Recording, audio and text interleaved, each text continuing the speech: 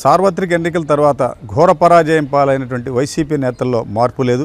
తిరిగి 2029 ఎన్నికల నాటికి పార్టీని పటిష్టం చేసి బలోపేతమైనటువంటి ఒక ప్రతిపక్షంగా తయారు చేయడంలో ప్రధానంగా ఆ పార్టీ నేత జగన్ కానీ ఇతర సీనియర్ నేతలు కూడా విఫలమయ్యారని చెప్పాలి. పదే పదే గతంలో అంటే 2019-24 మధ్య తెలుగుదేశం పార్టీ నేతలని, ఆ పార్టీ చెందినటువంటి మాజీ ముఖ్యమంత్రి చంద్రబాబు, లోకేష్ ఇతరులని తోలనారి అసభ్యంగా మాట్లాడినటువంటి నేతలను అందరూ మొన్న ఎన్నికల్లో ఓడిపోయారు. ఓటమి తర్వాత కొత్త నాయకత్వాన్ని అభివృద్ధి చేసి కొత్త నాయకత్వం ద్వారా తెర మీద తీసుకొచ్చి ప్రభుత్వంపై విమర్శలు చేసే విధంగా ఒక కొత్త యంత్రాంగాన్ని రూపొందించడంలో ఏర్పాటు చేసుకోవడంలో జగన్ పూర్తిగా విఫలమయ్యారు. 2019లో తెలుగుదేశం పార్టీ ఓటమి తర్వాత అప్పట్లో గతంలో ఉండే నాయకులు ప్రత్యామ్నాయంగా టీడీపీ అప్పట్లో పిల్లి మాణిక్యారావు కానీ, ఎంఎస్ రాజు కానీ, తర్వాత పట్టాభి, ఇటువంటి అనేక మంది, గౌతు శిరీష, ఇటువంటి అనేక మంది కొత్త నేతలు తెర మీదకి వచ్చి పార్టీకి 5 ఏళ్ల పాటు ఒక బలమైనటువంటి ప్రతిపక్షంగా ప్రజల్లో ముందుకు పోయారు. ప్రభుత్వ వ్యతిరేక విధానాలని దూసుకుపోయే విధంగా ప్రజల్లో తీసుకెళ్లే విధంగా చురుకైన పాత్ర పోషించారు. ఆ తరహాలో వైసీపీలో ఒక యంత్రాంగాన్ని, ఒక పార్టీలో పటిష్టమైన నాయకత్వాన్ని ఏర్పాటు చేయడంలో ప్రధానంగా జగన్ పూర్తిగా విఫలమయ్యారు. గతంలో అంటే 2019-24 మధ్య పార్టీని నడిపి పదే పదే బూతులు మంత్రులుగా పేర్లు పొందినటువంటి కొంతమంది నేతలు, పార్టీ నాయకులు ఇప్పుడు కూడా ఓటమి తర్వాత కూడా అదే నేతలు తిరిగి తెలుగుదేశం పార్టీ మీద విమర్శలు గుప్పిస్తూ ఉంటే ప్రజలు నమ్మటం లేదు.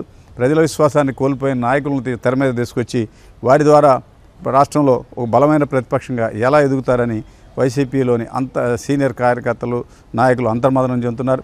ప్రధానంగా అప్పట్లో అసెంబ్లీ సాక్షిగా కానీ బయట కానీ తెలుగుదేశం పార్టీ మీద, ఆ పార్టీ నేతల మీద దుందుడుగ్గా వ్యవహరించి ఆరోపణలు గుప్పించినటువంటి రోజా కానీ, మరి అంబటి రాంబాబు, గుడివాడ అమరు, పేర్ని నాని, ఇటువంటి వాళ్ళంతా కూడా ఇప్పుడు మరలా అదే నాయకులను ముందు పెట్టి ఇప్పుడు ఓటమి తర్వాత కూడా వాళ్ళ ద్వారానే పార్టీ నడపడం వలన క్షేత్రస్థాయిలో వైసీపీ జెండా మోసినటువంటి కార్యకర్తలు విశ్వసించడం లేదు.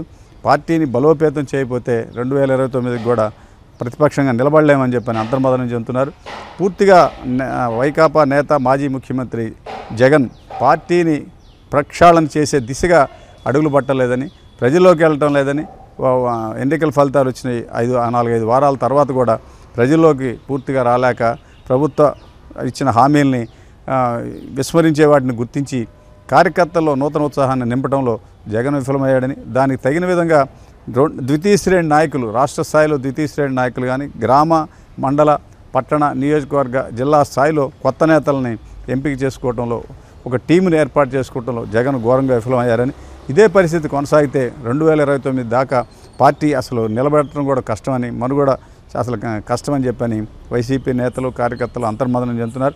ప్రధానంగా ఇప్పటికే 26 రాష్ట్రాల్లో శాశ్వత ప్రాతిపదిక మీద పార్టీ కార్యాలయాల నిర్మాణాలను చురుగ్గా సాగుతున్న దశలో ప్రభుత్వం, ఈ కొత్త ప్రభుత్వం అవన్నీ కూడా ప్రభుత్వ ఆస్తుల్ని, విలువైనటువంటి భూముల్ని వైకాపా ప్రభుత్వం కార్యాలయాల పేరుతో ఈ విధంగా ఆక్రమించి వేల కోట్లు స్వాహా చేసిందని ప్రభుత్వం వెలుగులోకి తెచ్చిన తర్వాత దానికి వైసీపీ నేతలు కౌంటర్ ఇవ్వలేకపోయారని చెప్పని, ఇటువంటి వాటిని సమర్థవంతంగా ఎదుర్కొనే పరిస్థితి లేదు.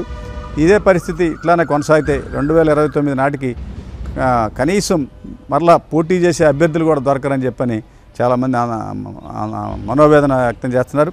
పార్టీ యంత్రాంగాన్ని, కొత్త టీంని ఏర్పాటు చేసుకోవాలని, కొత్తగా అధికార ప్రతినిధుల్ని గుర్తించుకొని కేంద్ర రాష్ట్ర ప్రభుత్వాల మీద వాళ్ళు చేసేటువంటి లోపాలు, ప్రజలకు ఇచ్చిన హామీలను ఎలా విస్మరించారనే వాటి మీద దృష్టి పెట్టాలని వైకాపా సీనియర్ నేతలు అంతర్మదనం చెప్తున్నారు.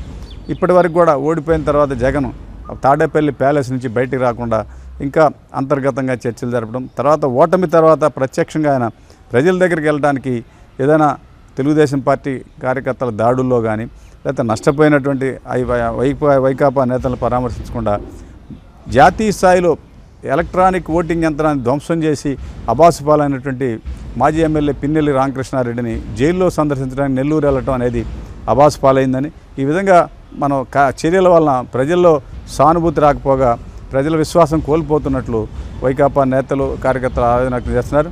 మా వైకాపా నేత, కార్యకర్తలు, నాయకులు మార్చుకొని కొత్త విధానాలతో ముందుకు రాకపోతే మనకి భవిష్యత్తు లేదని చెప్పని ఆ కార్యకర్తల పార్టీ నేతలే స్పష్టం చేస్తున్నారు. దీనికి సంబంధించిన అంశాలు ఇలా ఉన్నాయి.